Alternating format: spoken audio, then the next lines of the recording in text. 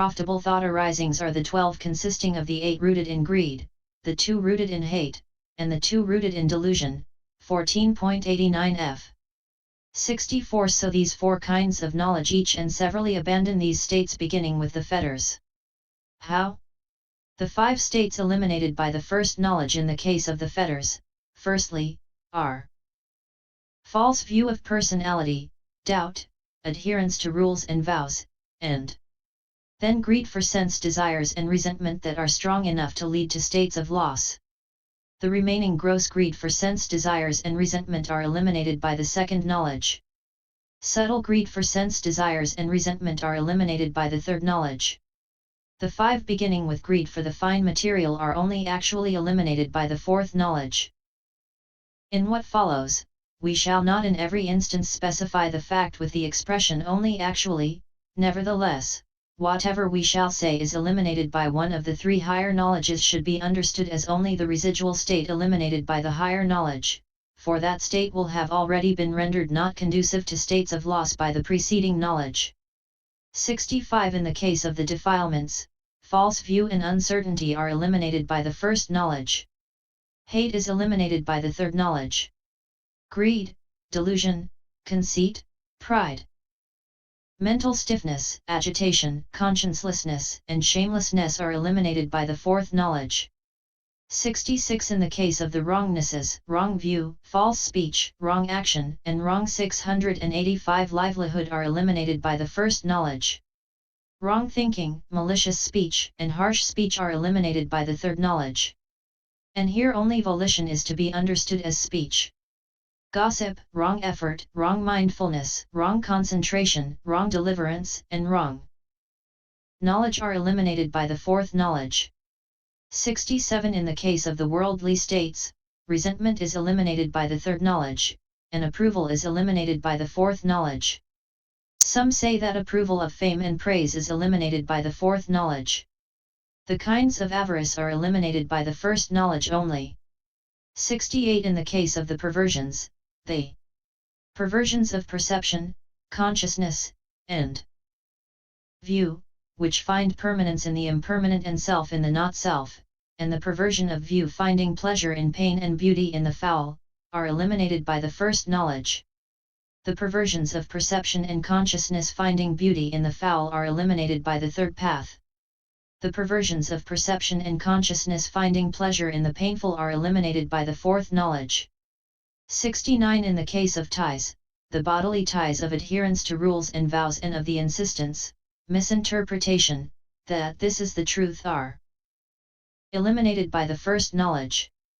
The bodily tie of ill will is eliminated by the third knowledge. The remaining one is eliminated by the fourth path. The bad ways are eliminated by the first knowledge only. 70. In the case of the cankers, the canker of view is eliminated by the first knowledge. The canker of sense desire is eliminated by the third knowledge. The other 2 are eliminated by the fourth knowledge. The same thing applies in the case of the floods and the bonds. 71. In the case of the hindrances, the hindrance of uncertainty is eliminated by the first knowledge. The 3, namely, lust, ill will, and worry, are eliminated by the third knowledge. Stiffness and torpor and agitation are eliminated by the fourth knowledge. Adherence is eliminated by the first knowledge only. 72. In the case of the clingings, since according to what is given in the texts all worldly states are sense desires, that is, sense desires as object, see Nid I 1-2, and so greed both for the fine material and the immaterial falls under sense desire clinging, consequently that sense desire clinging is eliminated by the fourth knowledge. The rest are eliminated by the first knowledge. 73. In the case of the inherent tendencies, the inherent tendencies to false view and to uncertainty are eliminated by the first knowledge.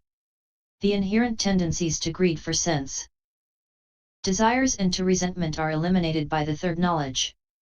The inherent tendencies to conceit, pride, to greed for becoming, and to ignorance are eliminated by the fourth knowledge.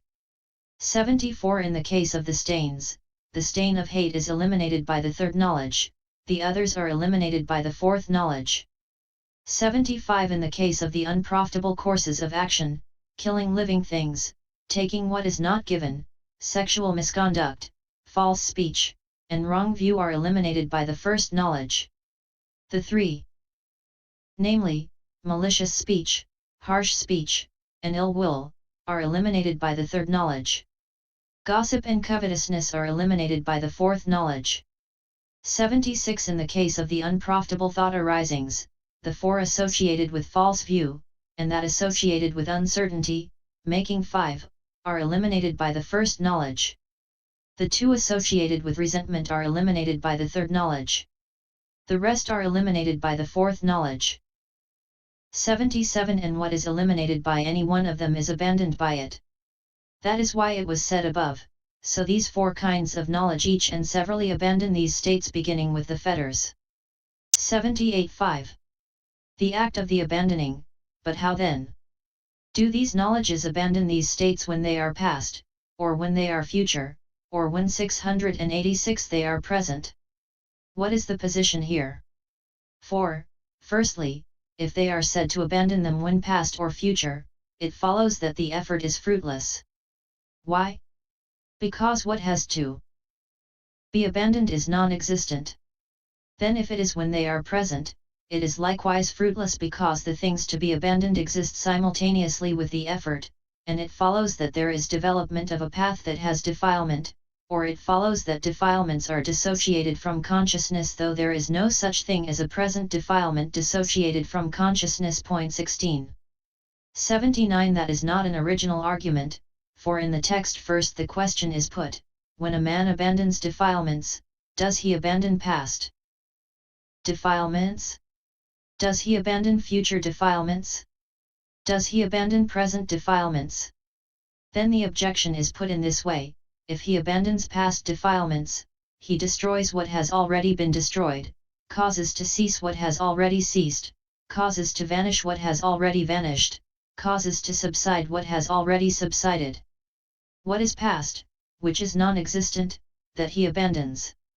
But this is denied in this way, he does not abandon past defilements. Then the objection is put in this way, if he abandons future defilements, he abandons what has not been born, he abandons what has not been generated, he abandons what has not arisen, he abandons what has not become manifest. What is future, which is non-existent, that he abandons? But this is denied in this way, he does not abandon future defilements. Then the objection is put in this way, if he abandons present defilements, then though inflamed with greed he abandons greed, though corrupted with hate he abandons hate, though deluded he abandons delusion, though shackled. 17. He abandons conceit, pride, though misconceiving. He abandons false view, though distracted he abandons agitation, though not having made up his mind he abandons uncertainty, though not having inveterate habits he abandons inherent tendency. Dark and bright states occur coupled together, and there is development of a path that has defilement. But this is all denied in this way, he does not abandon past defilements, he does not abandon future defilements, he does not abandon present defilements. Finally it is asked, then there is no path development, there is no realization of fruition, there is no abandoning of defilements, there is no penetration to the Dhamma, convergence of states. Then it is claimed, there is path development, there is penetration to the Dhamma, convergence of states. And when it is asked, in what way, this is said, suppose there were a young tree with unborn fruit, and a man cut its root, then the unborn fruits of the tree would remain unborn and not come to be born, remain ungenerated and not come to be generated, remain unarisen and not come to be arisen, remain unmanifest and not come to be manifested. So too, arising is a cause, arising is a condition, for the generation of defilements.